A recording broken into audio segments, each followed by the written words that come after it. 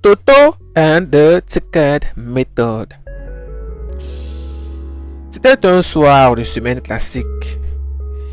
After the dinner, l'atmosphère de la cuisine était paisible, bercée par le ronronnement du lave-vaisselle. Toto, 9 years, était attablé, le nez plissé devant son cahier de mathématiques, ouvert à un chapitre redouté.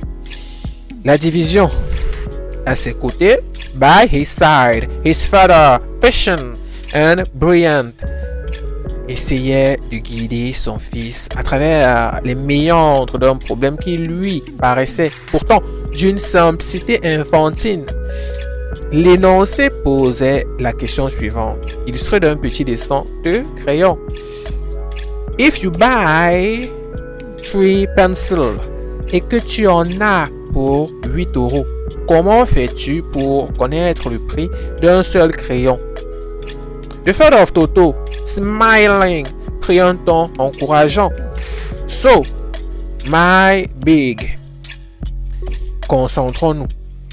Concentrate ourselves. Si 3 crayons coûtent 8 €, comment on s'y prend pour trouver le prix d'un seul? What is the person to do? Il attendait le déclic, le moment où Toto allait dire « On divise 8 par 3 ». Ouvrons la voie à une explication sur la division.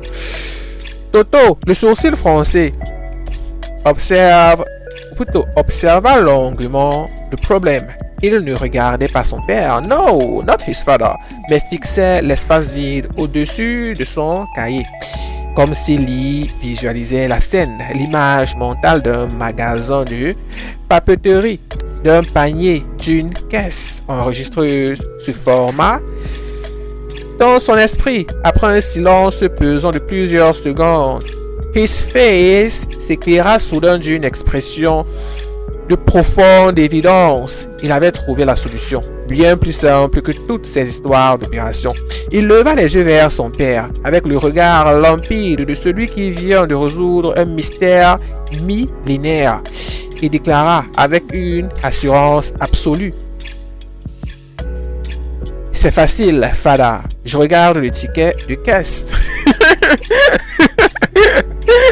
For Toto, the answer était d'une logique imparable and pratique, bien supérieure à l'abstraction mathématique. Dans sa tête,